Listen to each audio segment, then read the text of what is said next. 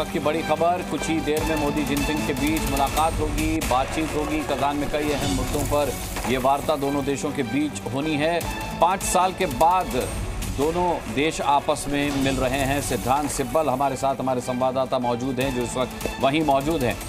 सिद्धांत, क्या ब्यौरा निकल करके आया है? क्या कुछ बिंदु हो सकते हैं जो भारत चीन के सामने रखेगा पुरजोर तरीके से?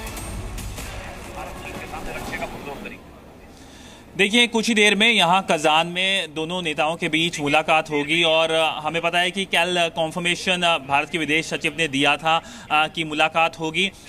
बड़े मुद्दे भारत की तरफ से होंगे कि बॉर्डर पे एक तरफ से फिर से एक रेपिटेशन ना हो। हमने देखा कि कैसे सोमवार को एक अनाउंसमेंट हुई भारत की तरफ से कि पेट्रोलिंग पे एग्रीमेंट हो गया है और उसके बाद चीन की तरफ से भी कॉन्फर्मेशन आया। और डिटेल्स अभी अवेटेड हैं कि कैसे एक तरफ से ये पेट्रोलिंग के अलावा कैसे ये एक तरफ से कोशिश रहेगी भारत की कि एक रेपिटेशन नहीं होगा, फिर से चीनी फौज की तरफ से कोई हालात ऐसे नहीं बनेंगे जैसे 2020 में हमने देखे गलवान का जो एक वाकया देखा।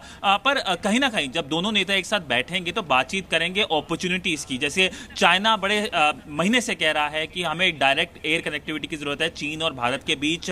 कोविड के बाद डायरेक्ट कनेक्टिविटी हटा दी गई थी भारत और चीन के बीच, यानी अगर आप भारत में हैं तो आप चीन डायरेक्टली नहीं जा सकते और अगर आप चीन में तो आप भारत डायरेक्टली नहीं आ सकते। इसके अलावा भारत का बड़ा मसला है आतंकवाद को लेके। आज प्रधानमंत्री नरेंद्र मोदी ने जब ब्रिक्स के शिखर सम्मेलन को एक तरफ से कहा, उस पर बातचीत करी ब्रिक्स के शिखर सम्मेलन पर, तो आतंकवाद पे प्रधानमंत्री ने कहा कि डबल स्टैंडर्ड्स की जरूरत नहीं है, क्योंकि हमने देखा कि कैसे पाकिस्तानी टेररिस्ट को जब लिस्ट करने की कोशिश करी जाती है भारत द्वारा यूनाइटेड नेशन सिक्योरिटी काउंसिल में, तो चीन एक तरफ से कोशिश करता है ऐसा ना हो सके। तो आतंकवाद दूसरा एक बड़ा मसला रहा है भारत के लिए। इसके अलावा भारत का फोकस रहेगा कि यूएनएससी रिफॉर्म्स को लेकर, क्योंकि चीन वहां पर भी कोशिश करता है कि भारत को एक तरफ से मेंबर ना बना सके, क्योंकि भारत, मैं आपको बता दूं, अब दुनिया की मोस्ट पॉपुलेटेड कंट्री है, 5वीं बड़ी अर्थव्यवस्था है, तो क्यों भारत यूएनएससी में नहीं है? उसका एक बड़ा कारण चीन है। तो ऐसे मुद्दे हैं जो भारत चाहेगा कि उस पर रेजोल्यूशन आए।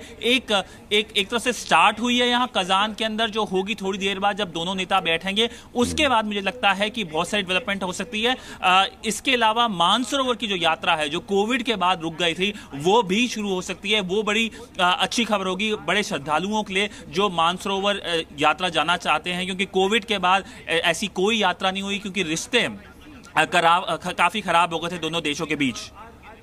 चलिए सिद्धांत, आप इस मुलाकात पर नज़र बनाकर रखिएगा, हम आपसे पल पल का अपडेट लेते रहेंगे। फिलहाल बहुत बहुत शुक्रिया आपका सिद्धांत सिब्बल, हमारे संवाददाता जो कि वहां से जानकारी दे रहे थे और काफ़ी उम्मीद जाहिर कर रहे थे कि इस मुलाकात के बाद कॉन्क्रीट कुछ निकल करके आ सकता है। जी न्यूज़।